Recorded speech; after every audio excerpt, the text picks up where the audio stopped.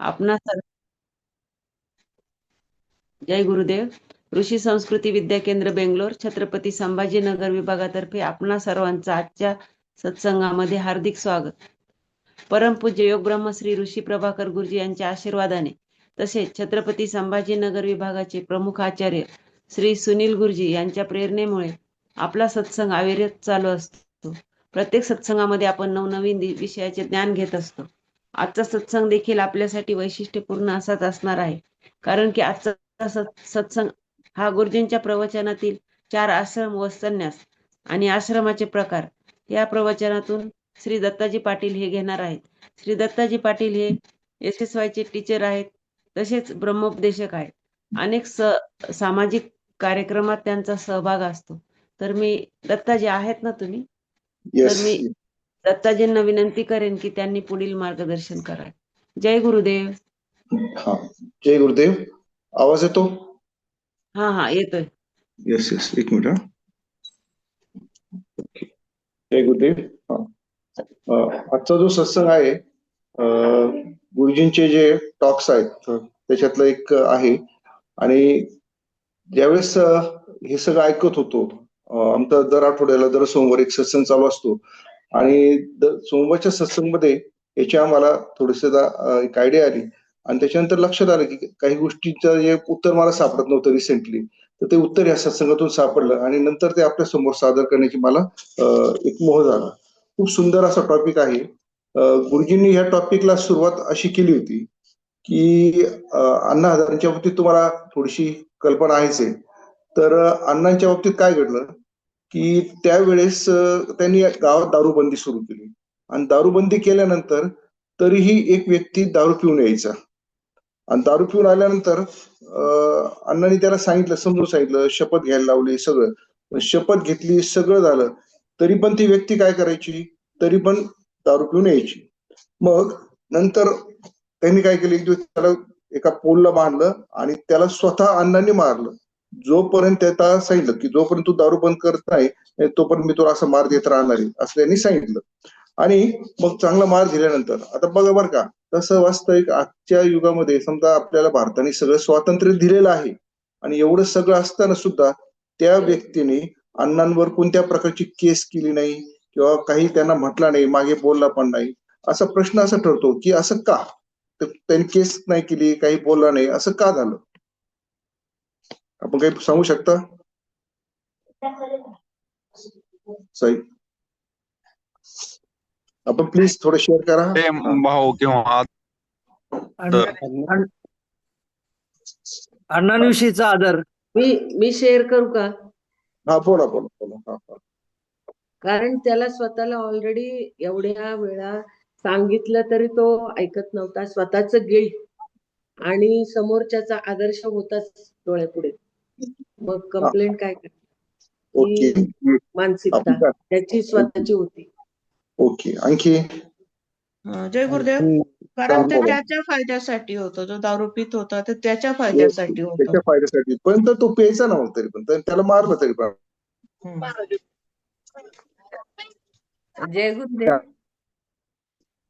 तो ऍक्टिव्हली घेत नव्हता.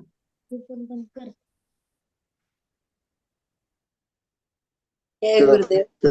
कदाचित त्याला दारू सोडायची होती आणि त्याला ते स्वतःहून सोडणं जमत नसावं.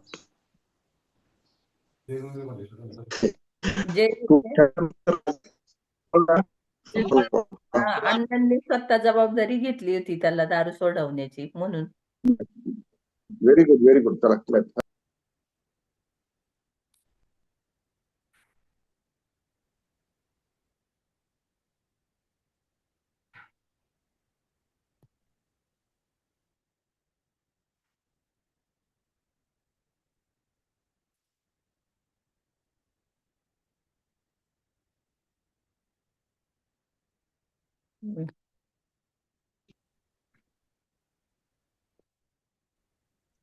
सॉरी, थोडं.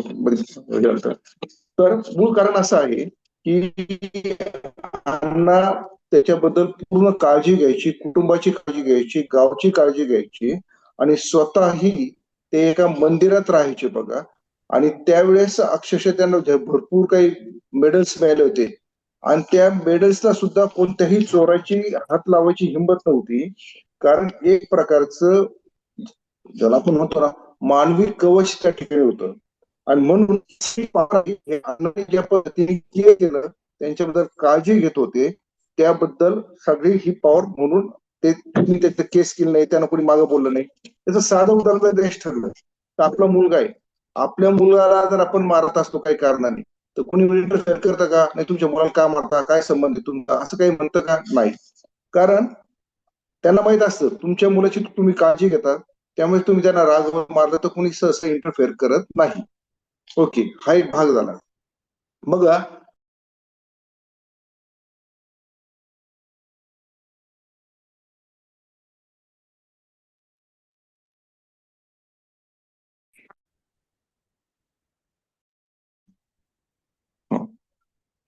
ब्रेक होतो, सॉरी. जसं हे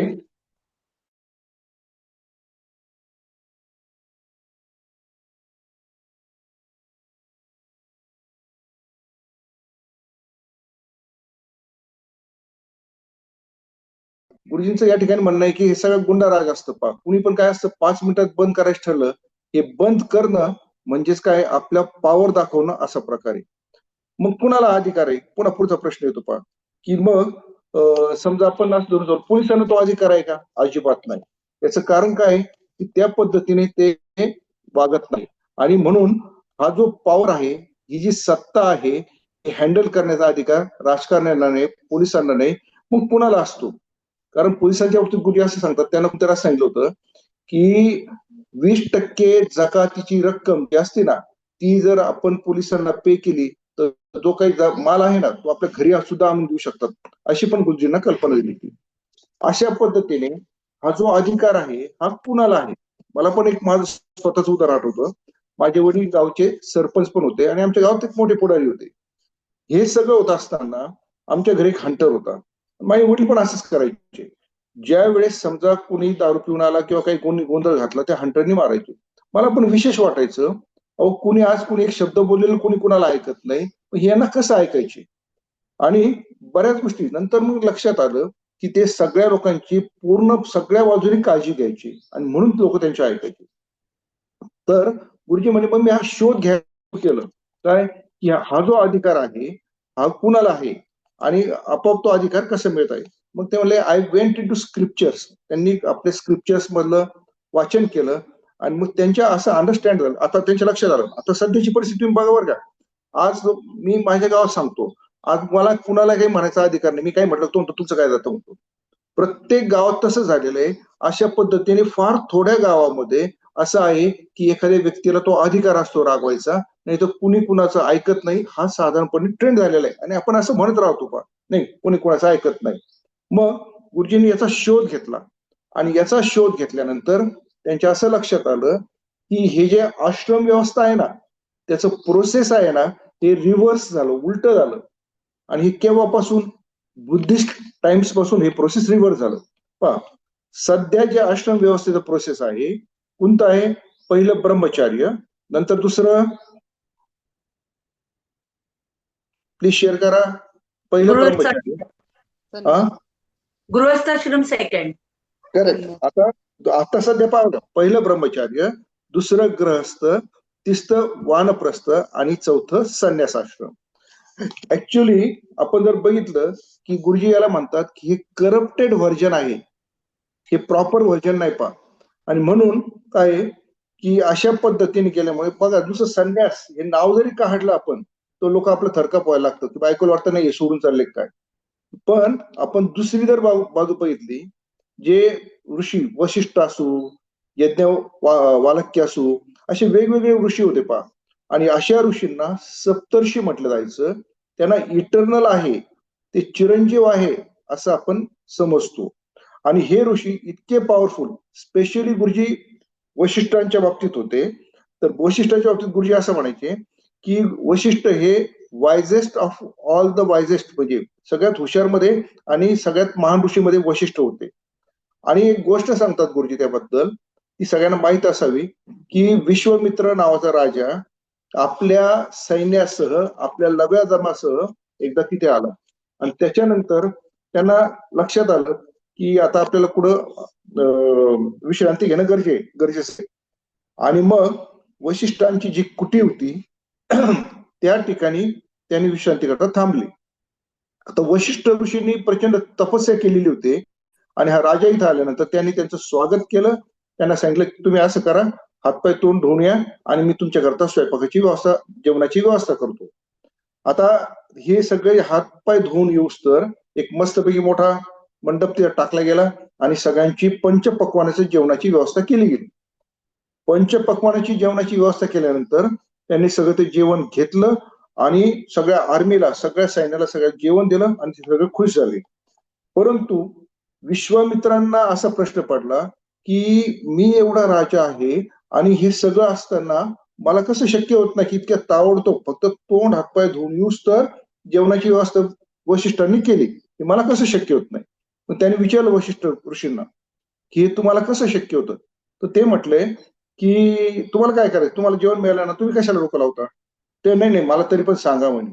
मग त्यांनी सांगितलं माझ्याकडे कामधेनू नावाची एक गाय आहे आणि तिला सूचना दिल्यानंतर जे आवश्यक आहे ती ती करते. ते म्हणे मला ती, मी राजा आहे, मला ती कामधेनू तुम्ही देऊन टाका, मला गरज पडते. नाही मी तुम्हाला तरी देऊ शकत नाही. त्याच्यानंतर ते तुम्ही जर नाही दिली तर मी जबरदस्तीने घेऊन जाईल. जबरदस्ती घेऊन जाईल ते तुम्हाला घेऊन जा. ते जबरदस्ती करायला लागले. नंतर काय वशिष्ठांनी काय केलं, त्या कामधेनूला ऑर्डर केली की या सैन्य तयार करा आणि त्याबरोबर फाईट करा म्हणे. मग कामधेनूंनी सैन्य तयार केलं आणि विश्वामित्राचं सगळं सैन्य त्यांनी पळून लावलं. पुन्हा विश्वामित्र गेले, पुन्हा सैन्य आणलं, पण पुन्हा ते पळून लावलं. नंतर विश्वामित्रांना असा प्रश्न पडला, मी राजा असून माझ्याकडे ह्या सगळ्या गोष्टीची क्षमता नाही आणि हा साधा माणूस झोपडीमध्ये राहतो आणि त्याच्याकडे ती क्षमता कशी आहे. मग त्यांनी लक्षात आलं की त्याच्याकरता काय करावं लागेल, तर तुम्हाला तपस करावं लागेल म्हणे. आणि मग विश्वामित्र यांनी जाऊन घोर तपस्या केली. मग तुम्हाला पुढचा भाग माहितच आहे, कोणते शाकुंतल, आणखी पुन्हा मेनका, ह्या सगळ्या गोष्टी त्या ठिकाणी आलेल्या आहेत. तुम्ही बघा वशिष्ठ एवढे ग्रेट होते, आजही दक्षिणेमध्ये लग्न झाल्यानंतर त्यांना तो सत्यशिव मंडल दाखवला जातो आणि त्या ठिकाणी ज्या 2 स्टार्स आहे त्याला आपण वशिष्ठ आणि अरुंधती असे म्हणतात. आणि मग नवीन जोडप्याला ते दाखवलं जातं, अरे हे आदर्श जोडपं होतं, तसे तुम्ही राहा, अशा पद्धतीने दाखवलं लागतं. मग आता आपल्या पुढे असा प्रश्न आहे, वशिष्ठ हे संन्याशी होते का गृहस्थी होते. त्यांचं लग्न आलेलं होतं वशिष्ठ ऋषींचं, त्यांचं सगळं संसारासह बायकोसह ते राहायचे. प्रश्न आपल्या पुढे असा आहे, वशिष्ठ हे संन्यासी होते का गृहस्थी होते.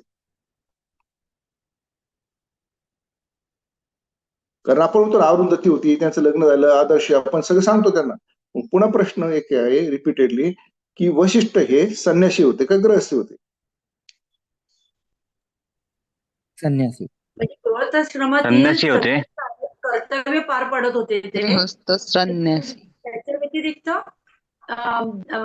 मेडिटेशन वगैरे सगळं करत होते. संसारात असून पण ते अलिप्त होते म्हणून संन्यासी होते. ओके, आपण सगळ्या टेक्निकल उत्तर छान देतो आपण, मस्त बरं का. हा बघा, वशिष्ठ हे संन्यासी होते ज्यांनी अरुंधती बरोबर लग्न केलं होते. वशिष्ठ हे संन्यासी होते ज्यांनी अरुंधती बरोबर लग्न केलं होतं. आणि म्हणून काय की अशा पद्धतीने आपण ज्याला म्हणतो की इथे मूळ काय झालेलं आहे की हे जे 4 आश्रम आहेत ना, तर ऍक्च्युअली आश्रम कुठंतरी गोंधळ झालेला आहे, कुठंतरी करप्टेड व्हर्जन झालेलं आहे. गुरुजी म्हणतात तर खऱ्या अर्थाने ती आश्रम व्यवस्था अशी असणं आवश्यक आहे. पहिला आश्रम ब्रह्मचार्य, दुसरा संन्यास, तिसरा गृहस्थ आणि चौथा वानप्रस्थ, अशी असणं आवश्यक आहे. ओके, परंतु बुद्धिस्ट काळामध्ये ते काहीतरी उलटपालट झालं आणि त्याच्यामुळे सगळा पुढचा प्रॉब्लेम तयार झाला. आणि संन्यास आश्रम कसा महत्वाचा आहे, काय काय हे एक एक आपण एकदा बघूया. आता पहिला आहे ब्रह्मचर्य. आता तुमच्या माहितीप्रमाणे ब्रह्मचर्य आश्रम म्हणजे काय.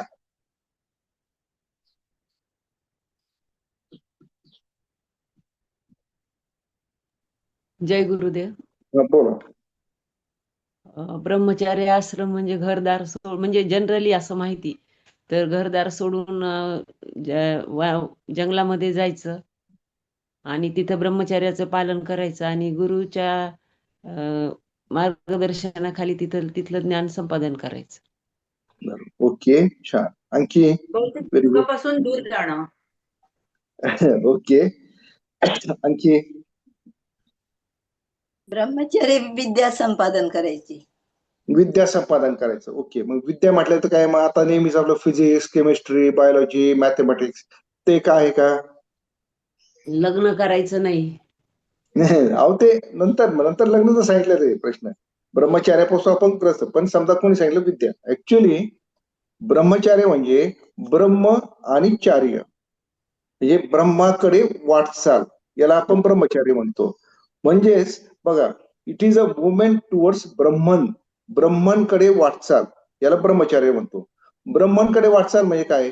आपलं जे अमर्याद स्वरूप आहे, आपलं जे अनबाउंडेड नेचर आहे ते रिअलाइज करणं म्हणजे ब्रह्मचार्य. पहा, that is the movement you are start practising to experience ब्रह्मन.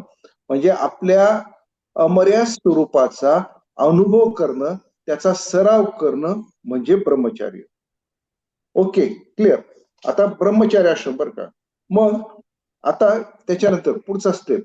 आता ब्रह्मचार्य आश्रम ज्यावेळेस आपण हे करतो, पालन करतो, त्यावेळेस किंवा त्याचा अभ्यास करतो, त्या पद्धतीने पुढे वाटचाल करत असतो, त्यावेळेस ब्रह्मचार्यामधून पहिली गोष्ट जी आपण मिळवतो ती म्हणजे काय आहे?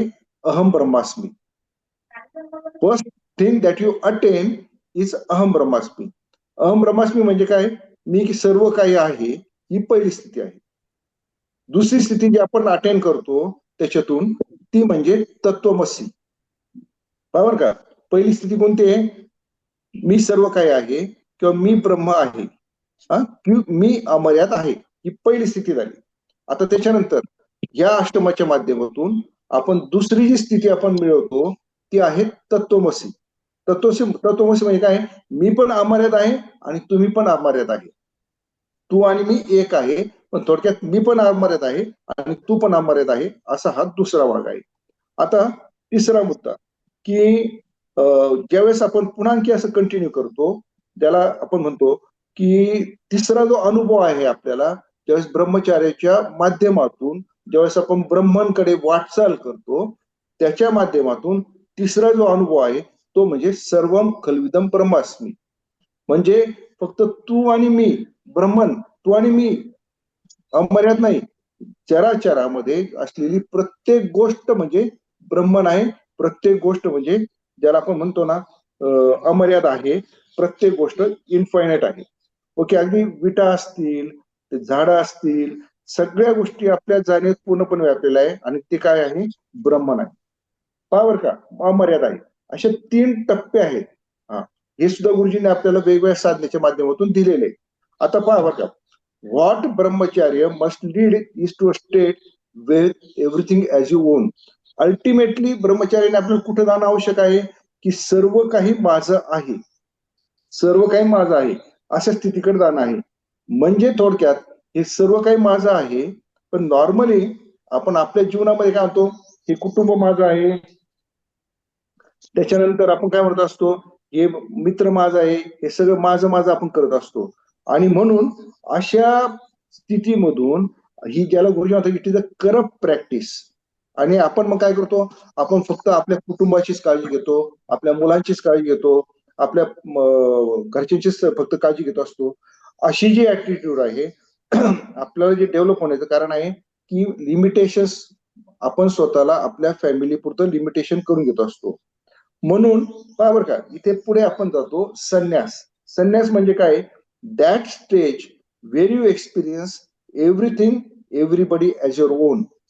ज्यावेळेस आपण म्हणतो ना की माझं काहीच नाही, त्यावेळेस आपल्याला आपण पुढच्या टप्प्यात जातो संन्यास आश्रमाकडे, की अशी अवस्था आहे की आपण प्रत्येक जण माझा आहे आणि प्रत्येक गोष्ट माझी आहे अशा भूमिकेमध्ये जात असतो. पहा, आणि म्हणून कोणत्याही प्रकारचं सेपरेशन नसतं, कोणत्याही प्रकारचं वेगळेपणा नसतो, आणि त्याला आपण काय म्हणत असतो? संन्यास म्हणत असतो. ओके.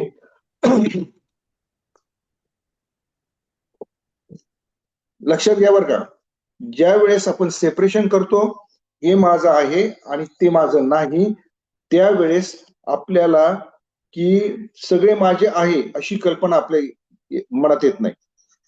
ज्या वेळेस माझं काहीच नाही, त्यावेळेस पूर्ण गाव, पूर्ण देश, पूर्ण विश्व हे आपलं आपोआप असतं. आणि मग गुरुजी म्हणतात की ज्यावेळेस अशी स्थिती तुमची येते की सर्व माझे काही आहे, त्यावेळेस जर तुम्ही लग्न केलं तर मग तुम्हाला ते ओझं वाटत नाही. पण नॉर्मली काय होतं की ब्रह्मचार्यानंतर आपण डायरेक्टली काय करतो, फक्त ब्रह्मचार्य म्हणजे बरेच जण समज काय झाला, एक मागे सांगितल्याप्रमाणे की बाजूला निघून जाणे, ब्रह्मचार्याचं पालन करणे, अशा गोष्टी आपण सांगतो. पण अशा स्थितीमध्ये माझं काही नाही म्हणजे माझं सर्व काही आहे, अशा स्थितीमध्ये ज्यावेळेस लग्न केलं जातं त्यावेळेस कोणत्या प्रकारचे प्रॉब्लेम होत नाही. पण ज्यावेळेस अशी स्थिती नसते त्यावेळेस मुळातच सुरुवातीला तुम्ही प्रॉब्लेम मध्ये असतात आणि नंतर असं वाटतं की बायको लग्न झाल्यानंतर आणखी काही प्रॉब्लेम राहणार नाही, मग आपल्याला काही प्रॉब्लेम नसायच्या ऐवजी डबल प्रॉब्लेम तयार होतो. म्हणून बघा, सगळ्यात महत्वाचं काय आहे आंतरिक स्वातंत्र्य हे महत्वाचं आहे. आणि तुमचं स्वातंत्र्य तुम्ही लग्न करा किंवा नका करू याच्यावर काही नसतं. तुमचं आंतरिक स्वातंत्र्य असलं तर आपल्याला कोणत्याही प्रकारचे प्रॉब्लेम्स राहू शकत नाही. म्हणून पुन्हा एकदा संन्यासची व्याख्या करतो, that stage where you are free within yourself all the time. अशी अवस्था स्वतंत्र असाल ती अवस्था, त्याला आपण म्हणतो संन्यास. बघा, ज्यावेळेस when you are force to do, when you are made to do, त्याला संन्यास म्हणतो. बरोबर, संन्यास नाही ते. म्हणजे ते ज्यावेळेस तुम्ही हे करावं लागतं, हे मला करणं हे बळजबरी आहे, याच्यापासून ज्यावेळेस आपण मुक्त होतो त्याला आपण संन्यास म्हणत असतो. आणि म्हणून ज्यावेळेस संन्यास म्हणजे काय, पुन्हा एकदा रिपीट करतो, ज्यावेळेस आपल्याला असं वाटतं की सर्व माझे आहेत या भूमिकेमध्ये असतो. आणि त्याच्यानंतर पुन्हा काय, Wien you experience everything and everyone as yours, that stage हा जेव्हा आपण अनुभवतो, समजतो नाही बरं का, त्याला आपण संन्यास असं म्हणत असतो. कोणत्याही प्रकारचं सेपरेशन नंतर आणि अशी व्यक्ती ऑटोमॅटिक आपल्या गावचं काय होत असते, आपण ज्याला म्हणतो ना की लीडर होत असते. बघा, इथे गुरुजीने असा प्रश्न विचारला की सर्व ऋषींनी काय केलं, सुरुवातीला ब्रह्मचर्य, नंतर संन्यास आणि मन लग्न. बघा, त्याने एक सांगितलं, जर वशिष्ठ पूर्ण सैन्याला त्याचं जर पालन पोषण करू शकत होता, पूर्ण जीव घालत होता, तर मग छोटा आपल्या कुटुंबाला का नाही करू शकणार? आपल्या पती पत्नीकडे का लक्ष देऊ शकतात? त्याच्या दृष्टीने किरकोळ गोष्ट आहे. म्हणजे थोडक्यात तो सर्वांना सामावून घेऊ शकत होते वशिष्ठ ऋषी.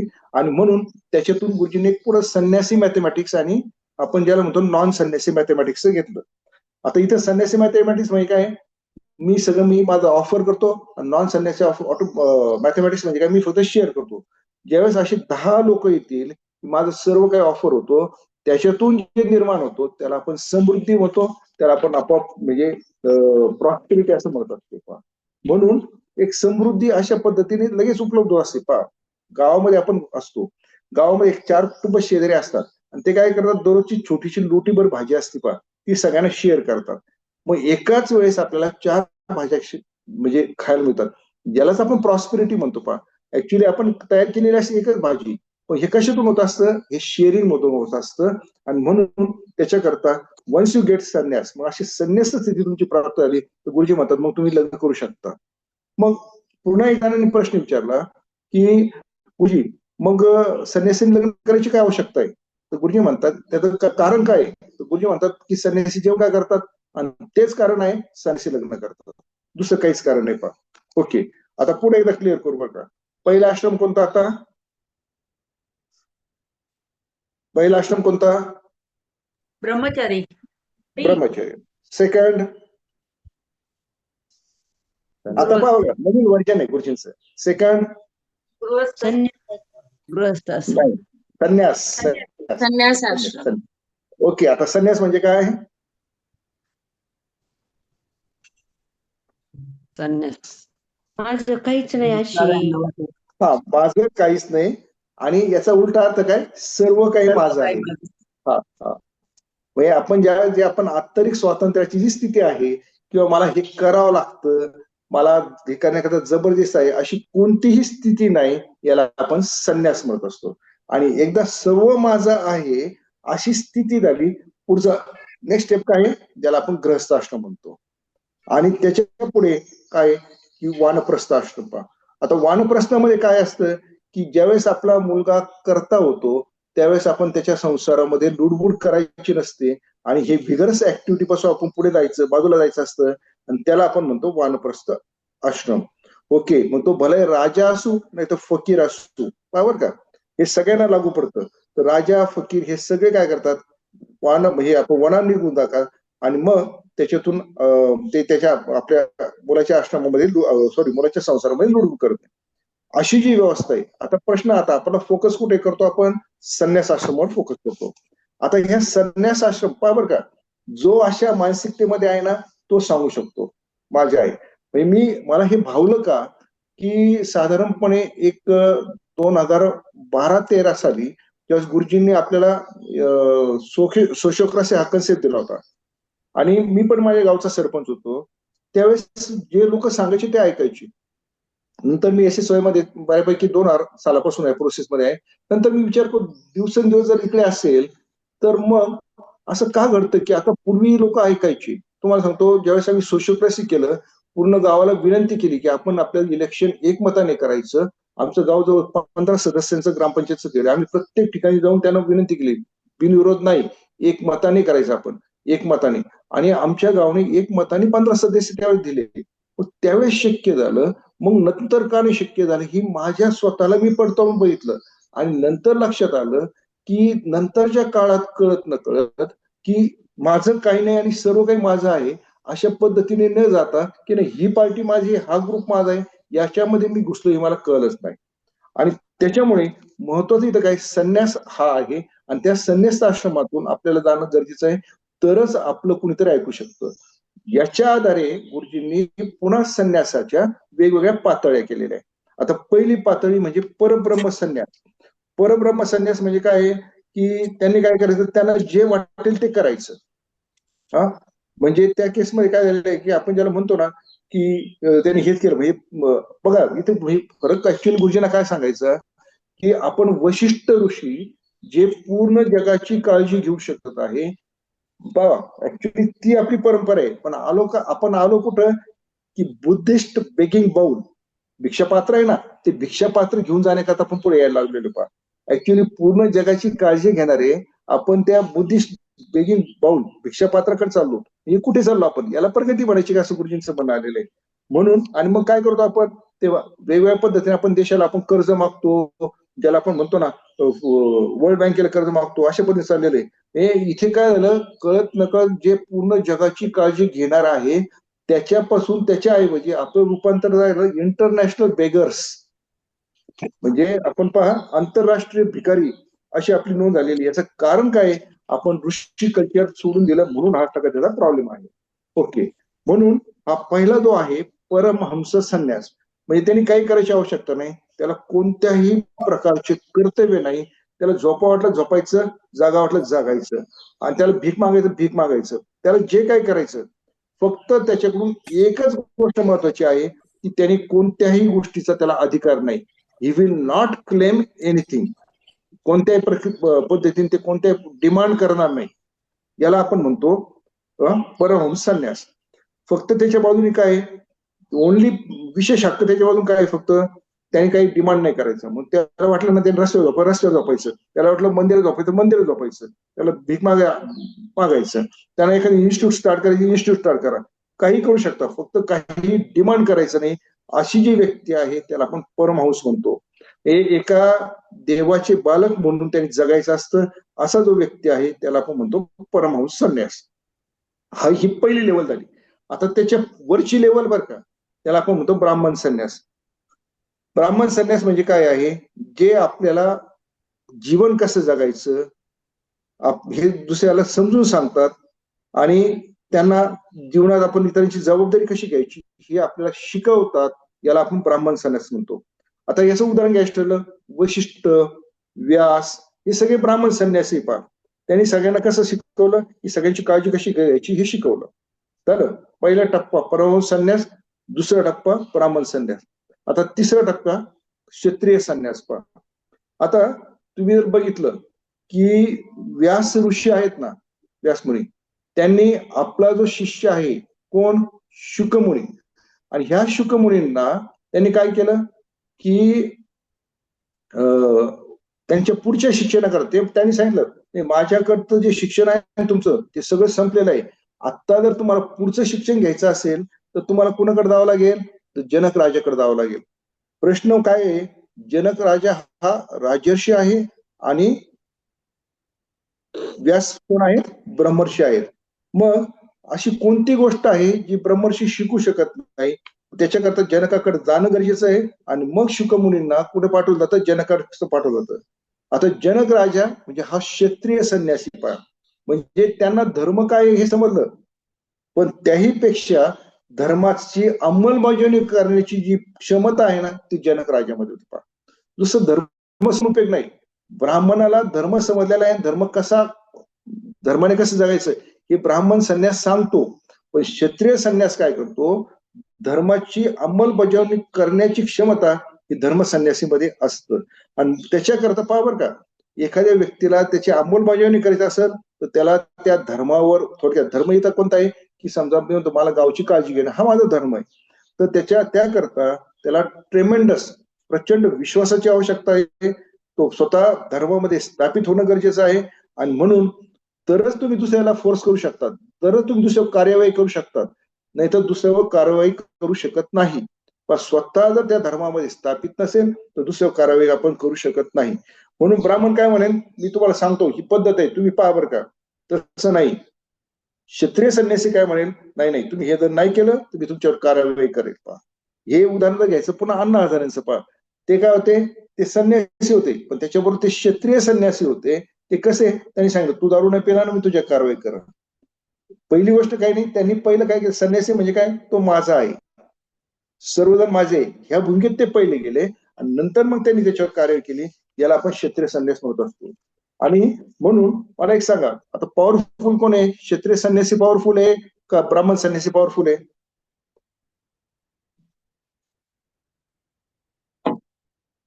कोण पॉवरफुल आहे? क्षत्रिय संन्यासी ऑटोमॅटिक पॉवरफुल आहे. पहा बरं का, प्रॉब्लेम काय झाला, आपल्याकडे क्षत्रिय तयार झाले पण क्षत्रिय संन्यासी नाही तयार झाले. पहा ओके, म्हणून क्षत्रिय संन्यासी हा जास्त पॉवरफुल आहे ब्राह्मण संन्यासीपेक्षा. पुढचा टप्पा कोण आहे, वैश्य संन्यासी. पहा ते काय करतात, जगाला बेस्ट द्यायचं, उत्तम गोष्टी द्यायच्या, आणि उत्तम गोष्टी देताना काय आहे, स्पर्धा नाही करायची, आणि मग आपल्याला भरपूर प्रॉडक्ट द्यायचा असं त्यांचा भाग असतो. एवढ्यामध्ये त्यांनी जो प्रॉफिट थोडाफार जर घेतला तो सुद्धा काय आहे की आपल्याला सेवेकरताच वापरायचा, अशी ज्याची भूमिका असते तो वैश्य संन्यासी असतो. आणि मग तो नफा घेईल, तो संस्था रन करण्याकरता नफा घेईल, असं जो आहे त्याला आपण काय म्हणतो असतो, वैश्य संन्यासी म्हणतो. आता क्षत्रिय संन्यासीपेक्षाही पुढचा कोण असतो टप्पा, तो वैश्य संन्यासी असतो. पण गुरुजी म्हणतात की जर बिझनेस जर अशा पद्धतीने घडला तर ISO 9000 ची काय गरज आहे. तुम्हाला माहिती आहे का ISO 9000 म्हणजे नेमकं काय आहे, की तुम्ही वितरण करता, किती केअर करता, किती काळजी घेता, हे ISO 9000 मध्ये बघावं लागतं. पहा जर तुमची अशी मानसिकता असेल की तुम्ही वैश्य संन्यासी आहे तर तुम्हाला ISO 9000 ची सुद्धा गरज पडणार नाही, ते ऑटोमॅटिकली तुमच्या मध्ये असतं. बघा याला फक्त काय असतं की एखादी सांगितलं अधर्म होतो, ते जाऊन त्याचा भेद पाहणार, त्याच्यावर कारवाई करणार.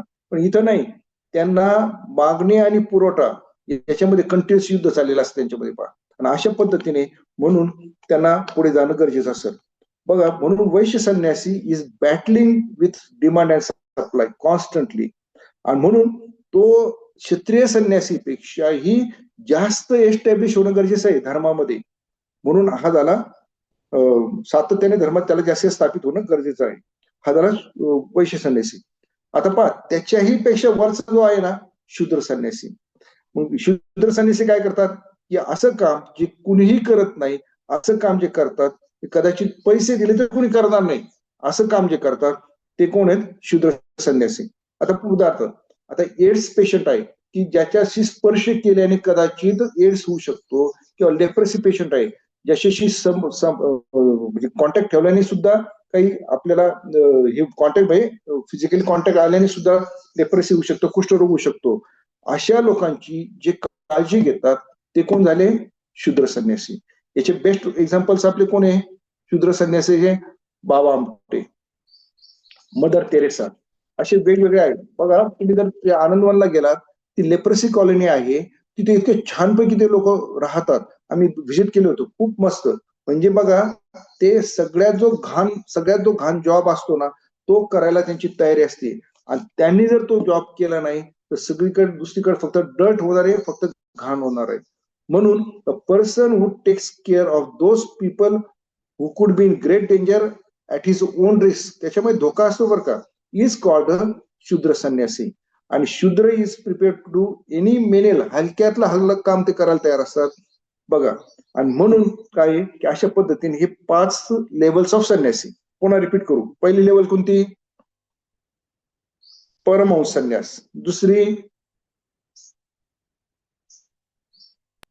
ओके, पुन्हा रिपीट करतो. ब्राह्मण परमहंस संन्यास. संन्यास, ब्राह्मण संन्यास. परमहंस काय करणार आहे? जे वाटेल ते करणार, मला काय घेणं कोणाचं, फक्त त्याला कोणता हक्क जगावर सांगत नाही.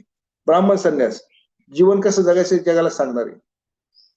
तिसरा, क्षत्रिय संन्यास, नुसतं सांगणार नाही, पण कुणी जर त्या पद्धतीने जीवन जगला नाही, धर्मामध्ये जगला नाही, तर त्याची अंमलबजावणी करायचं काम त्याच्यावर आहे. त्याला अंमलबजावणी, तुम्हाला सांगतो ना, अण्णा हजारेंनी सांगितलेलं आहे काय, की नाही तुला हे करावं लागेल, तुला हाणेल. मी माझ्या वडिलांचं उदाहरण घेतो असतो की हाणायच्या हंटर नाही, जोक हे कोणी मानतं, पण ते का? कारण ते क्षत्रिय संन्यास म्हणून जगलेले असतात. पहा, ते काळजी तेवढी जगात घेतात. त्यांनी लग्न केलेलं असतं, त्यांचा प्रपंच असतो, सगळं असतं, पण हे होत असताना सगळं जग माझं आहे अशा भूमिकेतून जे जगतात आणि त्याची अंमलबजावणी करण्याची काळजी घेतात, ते क्षत्रिय संन्यास असतात. पहा, आणि नंतर त्याच्या पुढे वैश्य संन्यास, बेस्ट सप्लाय करायचं आणि त्याच्यातून नफा मिळेल तो सुद्धा समाजाकरता वापरायचा. हा झाला चौथा. आणि 5वा जो टप्पा आहे तो कोणता आहे? शूद्र संन्यास. त्याची उदाहरणं आपल्याला घ्यायची. मदर तेरेसा, त्याच्यानंतर आपण हे घेतलं उदाहरण, बाबा आमटेचं उदाहरण घेतलं. सगळेजण याच्यामध्ये येत असतात. पहा, आता बघा, जो क्षत्रिय संन्यास असतो, he will be worshipped bye everyone in the world. पहा, कुणाचं ऐकत नाही. आज जो प्रॉब्लेम प्रत्येक ठिकाणी झालेला आहे, पहिली गोष्ट मी स्वतःला विचारलेलं आहे. पहिली गोष्ट मला तो अंमलबजावणी करायचा. आज गावात कुणालाच, बऱ्यापैकी तुम्हाला सांगतो, फार रेअरली थोड्या लोकांना तो अधिकार झालेला आहे. आणि लोक जरी घाबरत असेल ना कुणाला, ते फक्त कुणाकडे सत्ता आहे म्हणून घाबरतात, नाही तर नॉर्मली लोक कुणाला घाबरायला तयार नाही. आणि एक सामान्य माणूस आहे ना, तो मला यांच्या सत्तेचा पण उपयोग नाही, मी त्यांना घाबरायला तयार नाही. पण खरं कारण का घाबरायला तयार नाही, याचं कारण आहे की आपण आपली जी संन्यास वृत्ती आहे, सर्व काही माझं आहे. आपण सध्या मी माझ्यावर घेतला अनुभव की मी कोणत्या मोडमध्ये, हे माझे आहे ते माझे नाही, हे माझे आहे ते माझे नाही, अशा स्थितीमध्ये जगत असतो. त्यामुळे कोण तुमचं ऐकणार आहे? पण ज्यावेळेस तुम्ही कुटुंबामध्ये सुद्धा बघा, एखादं कुटुंब सून आहे, मुलगा आहे, कधी कधी काय करतात की कोणी मुलाची बाजू धरतात, कोणी काय मुलीची बाजू धरतात, अशा पद्धतीने चालतं. जेव्हा सर्व माझा आहे अशा भूमिकेतून आपण जातो, त्याला आपण संन्यास म्हणतो. आणि त्याच्यानंतर क्षत्रिय संन्यास म्हणजे काय, की ज्यावेळेस अशा व्यक्तीला जो पूर्ण काळजी घेतो त्यालाच तो अधिकार असतो. म्हणून person willing to give themselves without expecting anything, कोणती अपेक्षा नाही करत, त्याला आपण शूद्र संन्यासी म्हणू शकतो. आणि शूद्र संन्यासी हा हायेस्ट लेवल आहे आणि he requires much higher level of consciousness. तर अशा पद्धतीने क्षत्रिय संन्यासी सुद्धा त्यांनी सांगितलेलं आहे की आपण हे मूळ प्रॉब्लेम काय झाला की याच्यानंतर गृहस्थाश्रमानंतर संन्यास एस्टॅब्लिश नाही झाला आणि त्याच्यामुळे पुढचे प्रॉब्लेम्स तयार होत गेलेले. अशा पद्धतीने आपण आर्मीमध्ये सुद्धा, आर्मीमध्ये जनरल असतो, स्वतः काय म्हणतो, आधी मी स्वतः पुढे जाईल, स्वतःच्या अंगावर घेईल, तो असं म्हणतो पुढे जा, असं नाही म्हणत. म्हणजे तोच माणूस हे करू शकतो. थोडक्यात आपण ज्याला म्हणतो ना, आपल्यामध्ये एक नैतिक ताकद विकसित होणं गरजेचं आहे आणि ती नैतिक ताकद आपल्याला आपल्या साधनेच्या माध्यमातून घडू शकते. म्हणून ते जर जाणीव आपल्यामध्ये असेल तर ऑटोमॅटिक हार्मोनी, ज्याला आपण सुसंवाद म्हणतो, तो ऑटोमॅटिक या ठिकाणी येत असतो. हे सगळ्या गोष्टी बघा, आपण अहिंसा अमक तमक म्हणतो, आपल्या योगशास्त्रामध्ये सगळं आलेलं आहे. यम नियम मध्ये आपण बघितलेलं आहे का, अहिंसा, सत्य असते, हे सगळ्या गोष्टी आलेल्या आहे. याच्यातून काय सांगायचं बघा, ज्यावेळेस आपण आपली साधना करतो, फर्स्ट थिंग, जस्ट 15 मिनिटाचा आपण समाधी अभ्यास करतो, तो पहिला टप्पा म्हणजे काय, आय एम एव्हरीथिंग, हा पहिला टप्पा झालेला आहे. त्याच्या पुढचा टप्पा जर आपण बघितला, तत्वमसी, हा टप्पा बघण्याकरता आपल्याला आवश्यकता कशाची आहे, आपल्याला याच्याकरता एमसीची आवश्यकता आहे. मी नंतर असा विचार केला की आपल्याला समजा एवढे वर्ष साधनेमध्ये आज 25 वर्ष झालेले, तरी पण आपल्याला कुठे प्रॉब्लेम राहिला. मी मागच्या वेळेस सुनीलजीशी पण चर्चा केली बरं का, की हा प्रॉब्लेम कुठे येतो, की नॉर्मली आपण एमसीच करतो, पण नंतर गुरुजींनी जे आपल्याला रेकमेंड केलेला आहे तो तिसरा टप्पा आहे ना, ज्याला सर्वम खल्विदम ब्रह्मास्मी, म्हणजे प्रत्येक चराचरामध्ये असलेली प्रत्येक गोष्ट ही कशी आहे, ही अमर्याद आहे, ही कशी आहे, ही ब्रह्मन आहे. याचा आपण अनुभव करत नाही. कारण काय आहे, याचं कारण आपल्याला आपल्या तिसऱ्या साधनेची महत्वाची आवश्यकता आहे, आणि ती म्हणजे भाव समाधी ट्रेनिंग, सत्यनारायण व्रत. हे आपल्याला हे गुरुजींनी जे रेकमेंडेशन केलेलं आहे, दर 6 महिन्यातून आपण एकदा केलं पाहिजे. आणि म्हणून आपलं काय होतं, नॉर्मली आपण फक्त झुकतो कुठे, एमसी कडे झुकतो. एमसी ही आवश्यकता आहे, दर 2 महिन्याला एमसी आवश्यकता आहे त्याच्याकरता. आणि तिथे एमसी नंतर सुद्धा काय होतं, की तिथे गेल्यानंतर तेवढ्या 50-60 लोकांमध्ये आपण काय म्हणतो, ते तत्वमसीचा अनुभव करतो. पण तत्वमसीचा अनुभव पूर्णपणे बाहेर करायचा असेल तर त्याच्याकरता आणखी आपल्याला बीएसटी कडे जाणे.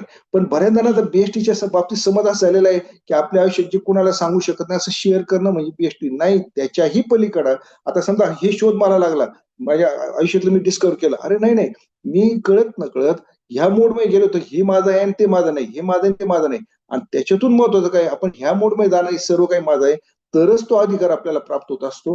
आणि त्याच्याकरता तो अधिकार येण्याकरता कुणीतरी गरज आहे. आज गावात प्रत्येक गावात प्रॉब्लेम असा आलेला आहे, कुणी कुणाचं ऐकत नाही. तर मूळ कारण आहे की कुणीच या संन्यास स्थितीमध्ये जाण्याच्या स्थितीमध्ये नाही, म्हणून हा सगळा प्रॉब्लेम तयार होत असतो. आणि बघा, म्हणजे एक लक्षात घ्या, आपण कुणालाही ताकदीने जिंकायला जातो, कुणीही ताकदीने कुणाला जिंकू शकत नाही. याचं उदाहरण गुरुजींनी सांगितलंय. जेव्हा राम आणि रावणाचं जेव्हा युद्ध चालू होतं, राम बाण मारायचा, कोणा दुसरं त्याला असं म्हणतात रावणाला 10 डोके होते. हे सगळं 10 डोके म्हणजे रावण तेवढा इंटेलिजंट होतं. पहा, आपण एखादा मुद्दा मांडला का दुसरा मुद्दा मांडतो आणि तो ते आपला मुद्दा खोडून काढतो. मग अगस्त्य ऋषींनी रामाला सांगितलं, अरे बाबा, तू अशा पद्धतीने बुद्धीने जिंकू शकत नाही. मूळ जे स्वरूप आहे, रामाला म्हटले, तुझं मूळ स्वरूप आहे, सगळ्यांना सामावून घेण्याचं जे स्वरूप आहे ते तू विसरून गेलेलं आहे. आणि म्हणून तुला काय, हे you have forgotten your on nature. You have one. रामाने काय केलं होतं, सगळ्या जगाला प्रेमाने जिंकलं होतं, आणि प्रेमाने जिंकणं ही त्याची ताकद होती. तो ते विसरला होता आणि तो म्हणे, नाही, मी फोर्सनी रावणाला जिंकेल, पण ते शक्य नाही. मग त्यांनी काय केलं, अरे हृदयात बाण मार, याचा अर्थ काय, त्याला प्रेमाने जिंक. आणि असं म्हणतात की तिथेच ते अमृत आहे असं म्हटलेलं आहे. आणि नंतर तो प्रश्न सुटला असंच म्हटलं जातंय. पहा, म्हणून ज्यावेळेस तुम्ही अहम ब्रह्मास्मी स्थितीमध्ये असतात, तुम्ही सगळ्यांना सामावून येऊ शकतात. पण ज्यावेळेस तुम्ही सेपरेट असता त्यावेळेस तुमच्या आयुष्यामध्ये भांडण हे ठरलेलं आहे, तुमच्या आयुष्यामध्ये प्रॉब्लेम्स ठरलेले आहेत. म्हणून आपण सगळ्यांना किती एकत्रित करू शकतो हे अत्यंत महत्वाचं आहे. आणि त्या दृष्टीने आपण ह्या सत्संगापासून मी स्वतःला तरी एक सांगतो, मी स्वतःला चेक केलं की मी त्या मानसिकतेमध्ये आहे का, संन्यस्त सर्व जर माझे आहेत ते मानसिकते, मला लक्षात आलं मी नाही आहे. आणि यालाच म्हणतो आपण डिस्कवरी ऑफ ट्रूथ, यालाच म्हणतो आपण बीएसटीच्या माध्यमातून किंवा दररोजच्या जीवनाच्या माध्यमातून, गुरुजींनी सांगितलं सत्यात असणे, असं आपल्याला जीवनाच्या आयुष्यातला सत्याचा शोध घेणं हे आवश्यक आहे. आणि मगच आपण जगामध्ये कुणाला आपलं सांगणं ऐकलं जाऊ शकतो. अक्षरशः गुरुजी म्हणतात की जो क्षत्रिय संन्यासी ह्या मोडमध्ये असतो त्याची लोक पूजा करतात. हा अनुभव आम्ही कुटुंबात घेतलेला आहे, आपण बऱ्याच ठिकाणी येत असतो. पण म्हणून त्याकरता आपल्याला आपल्या कॉन्शियसनेस मध्ये बदल करणं आवश्यक आहे. आणि त्याच्याकरता जी गुरुजींनी साधनं दिलेली आहे त्या साधनेत असणं आवश्यक आहे. ओके, आता माझ्या दृष्टीने जे सांगायचं ते सांगायचं. आता आपण डिस्कशन करूया. तुम्हाला काय वाटतं, चर्चा करूया.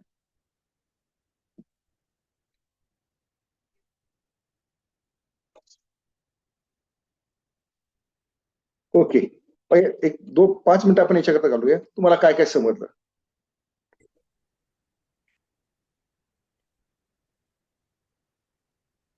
ओके, आश्रमाचे सिरियल सांगा, क्रोनॉलॉजी सांगा. पहिला आश्रम कोणता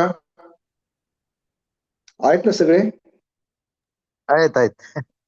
हा हा हा. ओके, पहिला आश्रम कोणता, ब्रह्मचर्य. ओके, ब्रह्मचार्य. हा, कळलं सर. आणखी दुसरा संन्यास.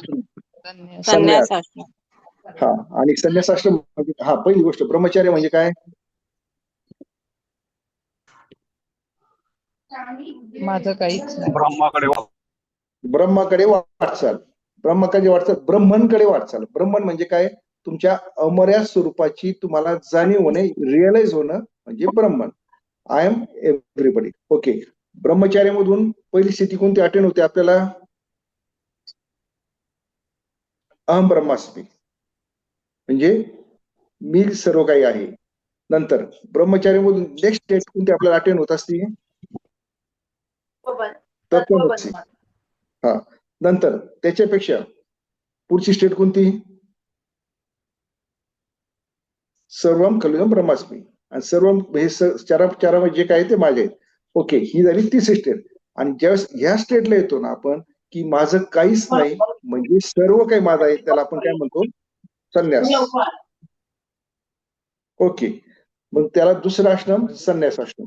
मग ज्यावेळेस तुम्ही ह्या स्थितीमध्ये एस्टॅब्लिश होतात, तुम्हाला हे करावं लागतं, हे तर त्यावेळेस नेक्स्ट स्टेप कोणता येतो? मग दुसरा आश्रम कोणता आहे? संन्यास. संन्यास. ओके, आणि संन्यास नंतर तिसरा आश्रम गृहस्थी. गृहस्थी नंतर चौथा आश्रम वानप्रस्थ. ओके, आता संन्यास आश्रम म्हणजे प्रकार नाही म्हणत, ऍक्च्युअली दे आर लेव्हल्स. चुकलं ते, लेव्हल्स. पहिला परमहंस संन्यास. ओके, दुसरा ब्राह्मण, क्षत्रिय.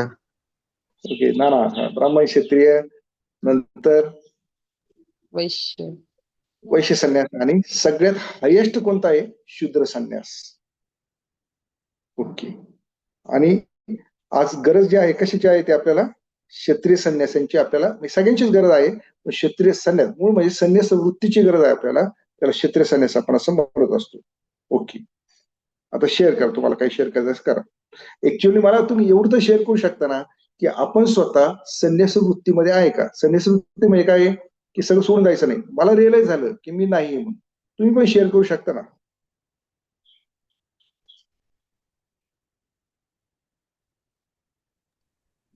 हॅलो. हा, बोला बोला. हा, ते तुम्ही मला म्हटलं ना, बीएसटी मध्ये तर आपण संकुचित वृत्तीचा विचार करून जातो, पण आणखी त्याच्यामध्ये भाव आहे, ते परत एकदा रिपीट करता का?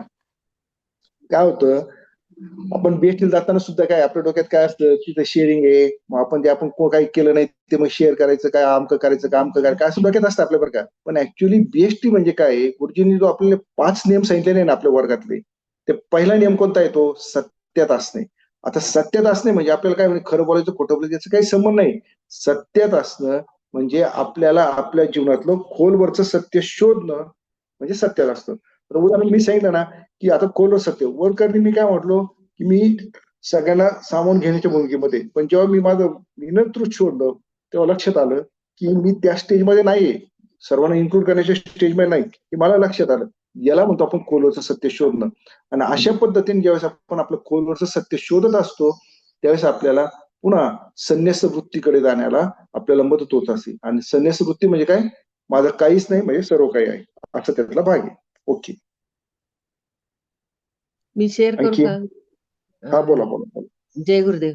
मी 11 वर्ष कुष्ठरोग हॉस्पिटलमध्ये, ठीक आहे, त्याचं पेमेंट वगैरे मिळत होता, परंतु 11 वर्ष मी तिथे नोकरी केली आणि त्याच्यातनं खूप काही गोष्टी समजल्या की ज्या मी आतापर्यंत त्याचे मला म्हणजे भरपूर लाईफमध्ये जे की मी सर्व नष्ट व्हायच्या मार्गाला, पूर्ण कुटुंब उद्ध्वस्ताच्या मार्गाला होते, पण त्यातनं पण व्ह्यू टर्न मला क्विक मिळाला आणि अतिशय म्हणजे समाधानकारक जीवन आहे आता सध्या. Very good, very good. Yes, actually जीवन समाधानकारक पेक्षा अरुणाताई, प्रॉब्लेम कसं आहे सांगतो तुम्हाला, आपलं जीवन म्हणजे आपण ज्याला म्हणतो ना, no problems are in life, हा खऱ्या अर्थाने. आणि कोणते प्रॉब्लेम जर असा प्रॉब्लेम म्हणून बघितलं तर त्याचा काही उपयोग नाहीये. आपण Yes, त्यातनं काय शिकतो हे महत्वाचं आहे. येस येस, आणि व्हेरी ते गुड. पॉझिटिव्ह किंवा निगेटिव्ह काही नसतं, त्याचा बघण्याचा फक्त दृष्टिकोन महत्वाचा आहे. Correct correct correct. ते Actually, बघा, शिकायसाठी जे काही घडतं ते आपल्याला नवीन काहीतरी शिकवून जातं. हा, आणि ते कधी जातं ज्यावेळेस आपण स्वीकारतो त्यावेळेस घडतं, आणि जर नाही स्वीकारलं आपण त्याच्यातच अडकून बसतो. हो, बरोबर.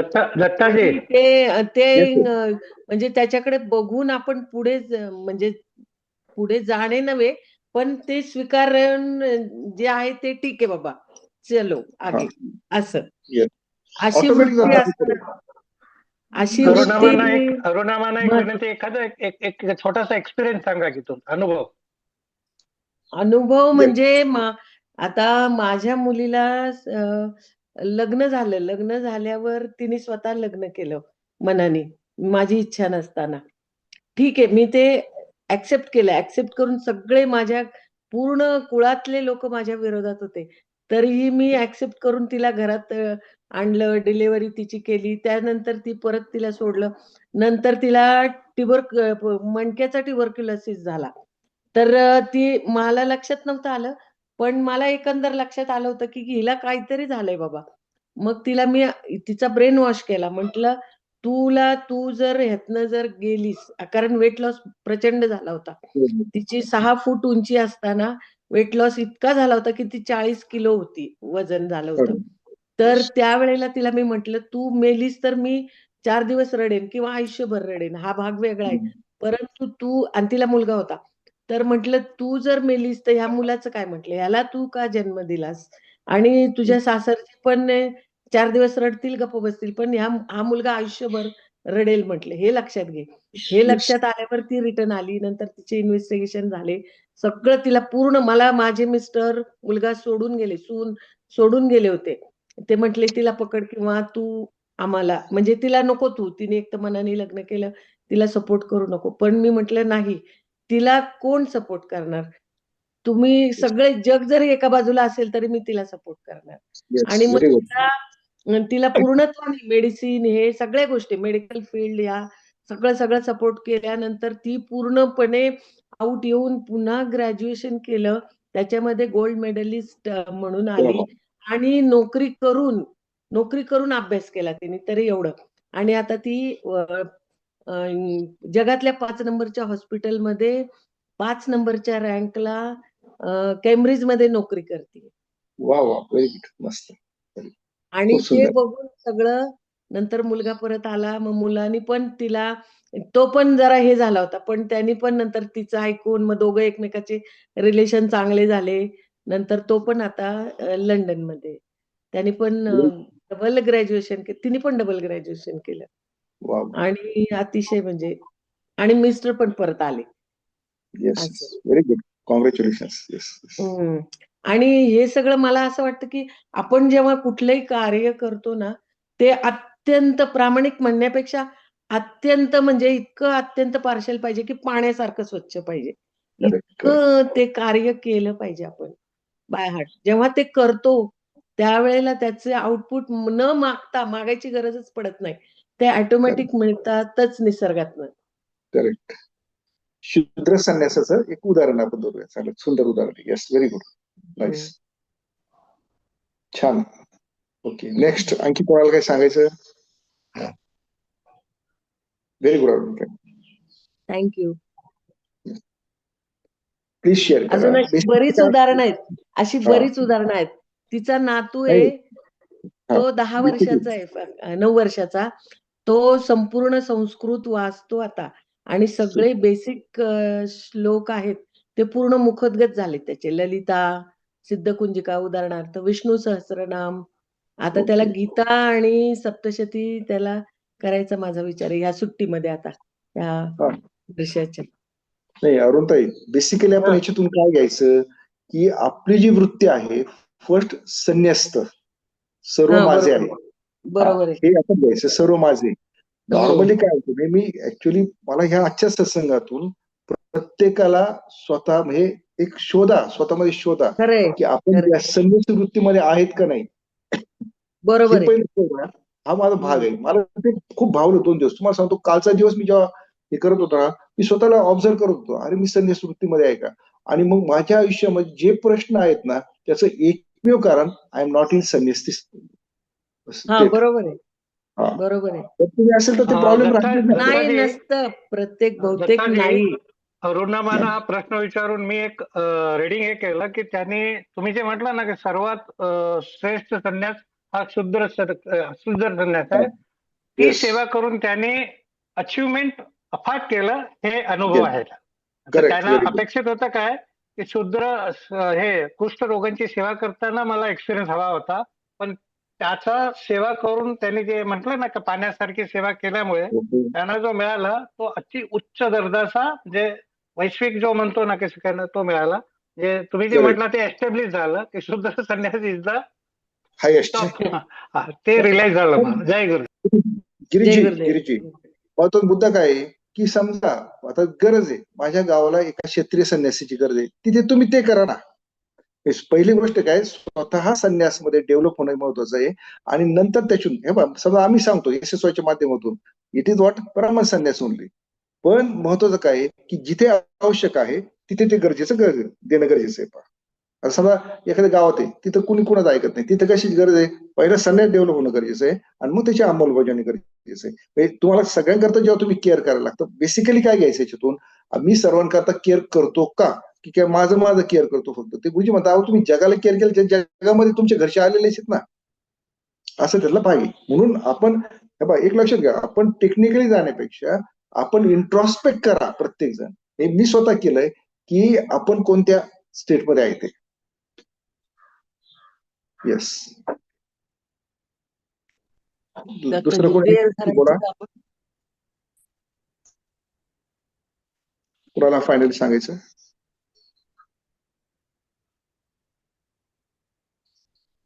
चोरे मॅडम आहेत, आणखी कोण कोण आहेत, संदीप आहे, काही बोलायचं बोला.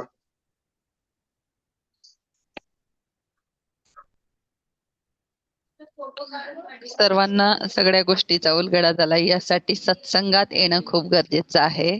तर हा तर सत्संग असतोच, परंतु दत्ताजींचा पण रोज दर सोमवारी सत्संग असतो 5:15 ते 6 वाजेपर्यंत. तर लिंक तुम्हाला पाठवण्यात येईल, तिथे पण जॉईन व्हा. आणि हा पुढचा सोमवारचा हाच टॉपिक आहे मला वाटतं. बेसिकली काय होतं, ह्या सगळ्यातून काय आहे, आपल्याला आपण कुठं आहे ते आपल्याला समजतं आणि आपली डेव्हलपमेंटची प्रोसेस आहे ना एकदम नाही पहा, ही कंटिन्युअस ऑनगोईंग प्रोसेस आहे पहा. एखादी मूर्ती घडवताना आपण नुसतं एक ठोका मारला का ती मूर्ती नाही घडत, कंटिन्युअस आपल्याला ते प्रोसेस आहे. तर ते प्रोसेस आपल्यामध्ये घडत राहतं, आपल्या हेच आपण बघतो. प्लीज अवेअरनेस वाढते. गुरुजींचं सगळं ग्रेटनेस आहे. गुरुजींनी आपल्याला इतकी छान दिलं, प्रश्नाची उत्तर आपल्याला सापडत राहतात पहा. जय गुरुदेव दत्ताजी. येस, खूपच सुंदर झाला आजचा सत्संग, खरोखर छान झाला एकदम. गुरुजींचं सगळं आहे ते तुमच्या पुढे साथ. हो ना, गुरुजींचं आहे, पण ते छान मांडलं तुम्ही असं. खूप सुंदर झालं. तर मला असं सांगायचं की आपल्याकडे आश्रम मध्ये उद्या महाशिवरात्रीचा प्रोग्राम आहे, तर जास्त साधकांनी त्याच्यात जॉईन व्हावं. त्याच्यानंतर पुढची निवासी शिबिरची तारीख आहे आपली 8 तारीख आहे. तर आपले बरेचसे साधक आहेत आता, बऱ्याच ठिकाणी क्लास होत नाहीत आपले, तर आपले नातेवाईक असतील त्यांना आपण प्रेरित करून आपल्या SSYच्या शिबिराला तुम्ही पाठवू शकता. निवासी शिबिर आहे आपलं 8 दिवसाचं. जय गुरुदेव. आणि आपण BST पण आहे ना याला राळेगण सिद्धीला, तर तिथे पण BST ठेवलेली आहे. संदीपजी आहे त्याच्यामध्ये, त्यांनी ऑर्गनाईज केलेली आहे, सुनीलजी आहेत सगळे. तर 13 एप्रिल ते 19 एप्रिल BST. हो, आणि मी सुनीलला रिक्वेस्ट केली. जय गुरु, बोला. ही ऑडिओ बऱ्याच वेळा ऐकली आणि ह्या ऑडिओ मधून सेल्फ ऑब्झर्वेशन खूप चांगलं होतं हे माझ्या लक्षात आलं. आणि स्वतः सर्व काही माझं आहे आणि काहीच माझं नाही या जाणीवेत मी आहे का हे सतत चेक व्हायला लागलं. आणि मला असं जाणवतं की प्रत्येकाने आणि मेडिटेशन करणं खूप गरजेचं आहे, तरच सेल्फ ऑब्झर्वेशन होतं. नाही तर नुसतंच आपण थेअरी ऐकतो आणि चर्चा करतो, पण सेल्फ ऑब्झर्वेशन करून स्वतः इम्प्लिमेंट होतंय का हे पाहण्यासाठी मेडिटेशन आणि साधना AMC BST खूप सायलेन्स मध्ये जाऊन करणं हे खूप आवश्यक आहे, हे मला लक्षात आलं. जय गुरुदेव. थँक्यू. येस, मला तो नंबर पुन्हा प्लीज कॉल करा, मी शेअर करतो तुम्हाला ऑडिओज. फक्त मला याच्यावर पाहिजे तुम्ही कशामध्ये टेलिग्रामवर पाहिजे. प्लीज पुन्हा एकदा नंबर पर्सनली शेअर करा ज्यांना कोणाला लागत होतं त्यांनी. ओके, आपण माझ्या दृष्टीने मी थांबतो आता. उषमा, सुनीलजी.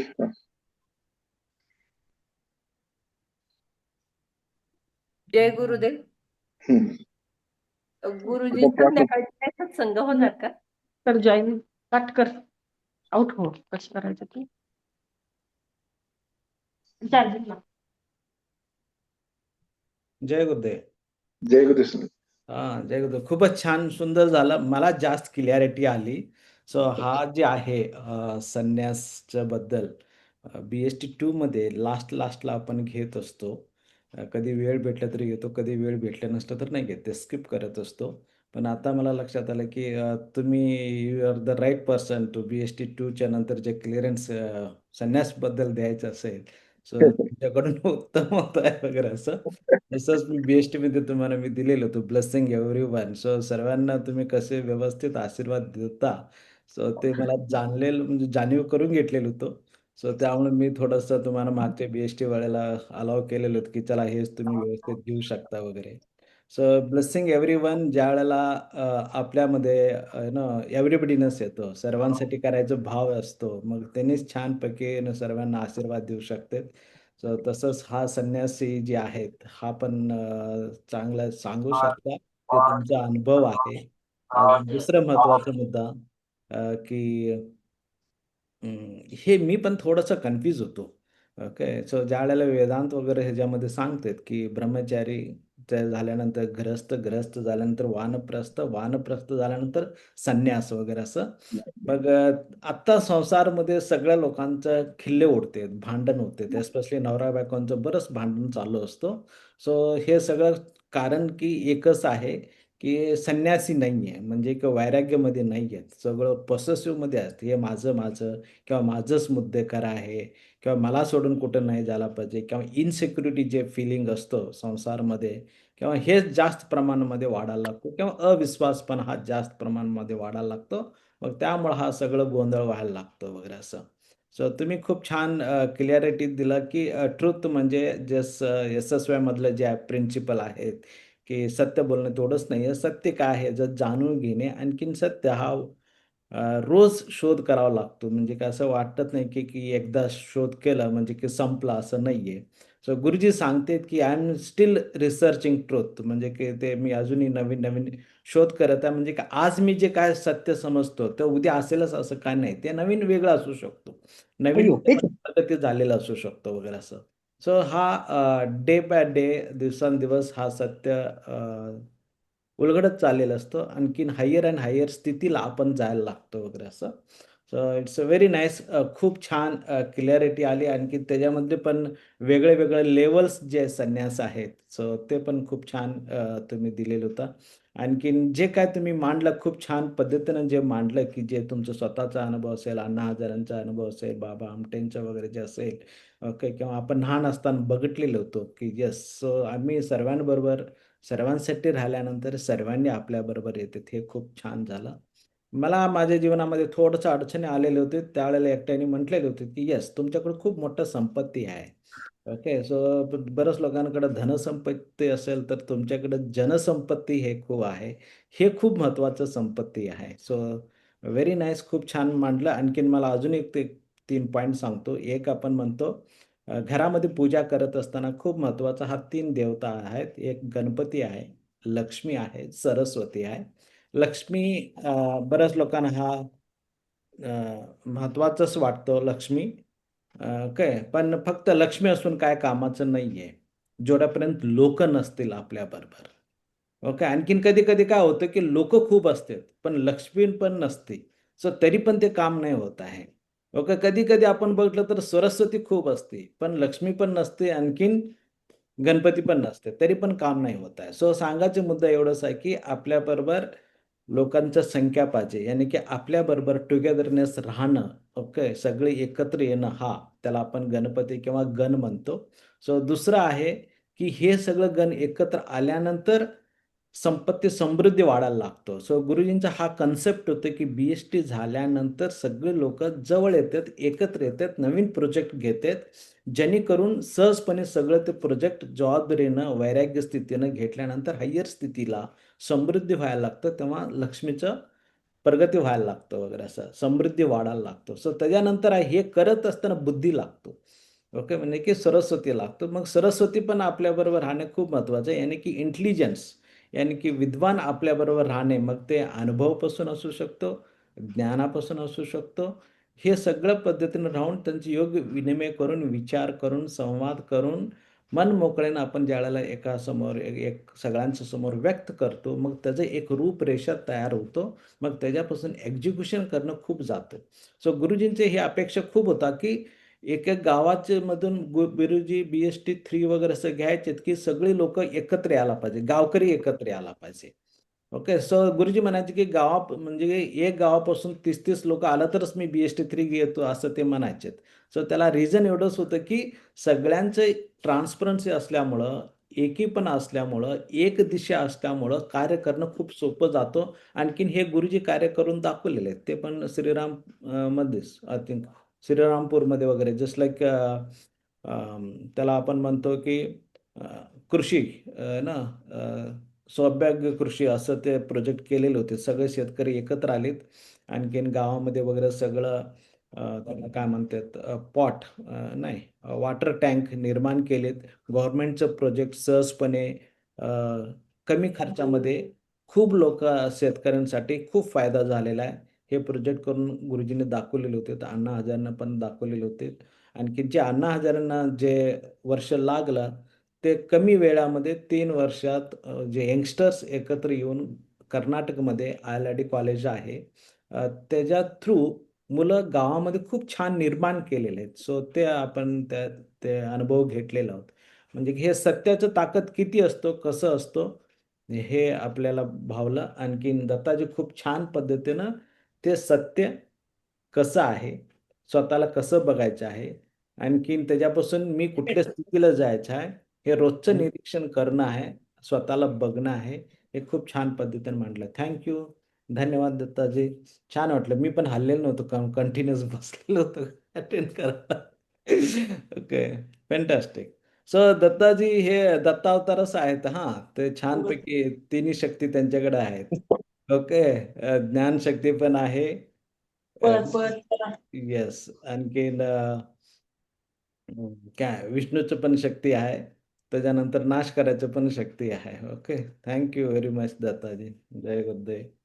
येस, कोणाला दुसऱ्याने शेअरिंग करायचे करू शकता. जगदीशजी आहेत, ते बोलतात. जगदीशजी नाही दिसत आहे, थोडा कॅमेरा खाली गेला म्हणजे. ठीक आहे. हा, जगदीशजी शेअर करू इच्छिता.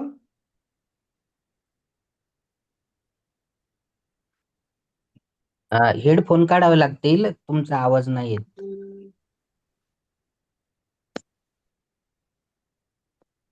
खूप छान शिकायला मिळालं, खूप मजा आली. सुनीलजींनी पण त्याच्यात जोडलं, दत्ताजी फार छान समजून सांगितलं. मला आज गमतीशीर मराठीतले 2 शब्द उलगडले, म्हणजे मजा आली. माझं संन्यासचा अर्थ काय? दत्ताजी म्हणले सर्व काही माझं आहे, आणि सुनीलजी म्हणले सर्व काही माझं माझं नाहीये.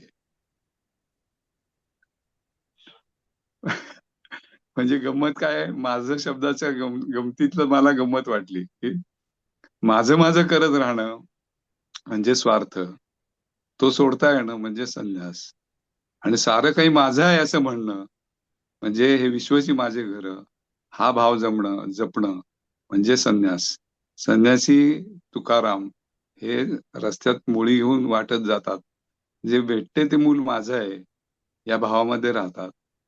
आणि BST मधनं शिकायला साधनेतनं काय मिळतं, तर आपलेपणा सगळ्यांच्या बाबतीत जागा होतो, तो माझेपणा आहे, तो संन्यस्त भाव आहे.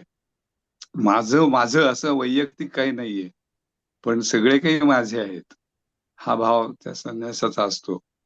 आणि त्याला अपपर भाव नसतो, सगळेच माझे आहेत, आणि मग ह्याचं समजायला सोपं म्हणजे मी माझ्या मुलांवरती जेवढं प्रेम करतो तेवढं माझ्या त्या वयातल्या साऱ्या मुलांवरती प्रेम करतो का, एवढं मी वळून बघत असतो.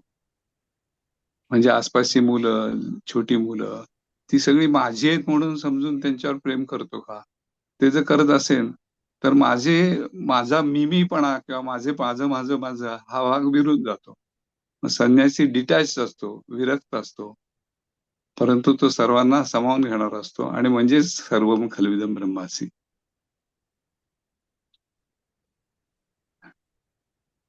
दत्ताजी खूप छान सांगितलं तुम्ही.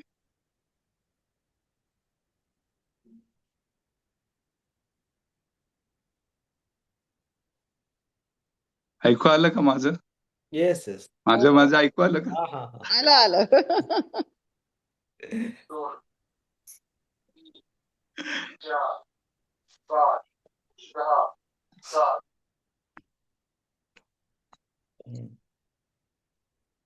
येस. जय गुरुदेव. जय गुरुदेव. थँक्यू. सर्वांनी मराठी भाषेची गंमतच आहे नाही.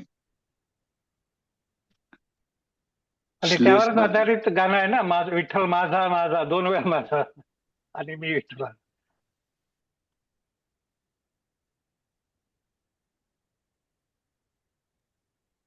एप्रिलमध्ये जे बीएसटी शिबिर आहे ते राळेगण सिद्धीला आहे. राळेगण सिद्धी संदीप जे आहेत, आम्ही तुम्हाला सगळ्या ग्रुपवर मेसेज टाकतो. ते संदीपजी आणि मुळेमा हे सगळं ऑर्गनाईज करतात. ते सगळं त्यांचा ग्रुप सगळा. हो हो.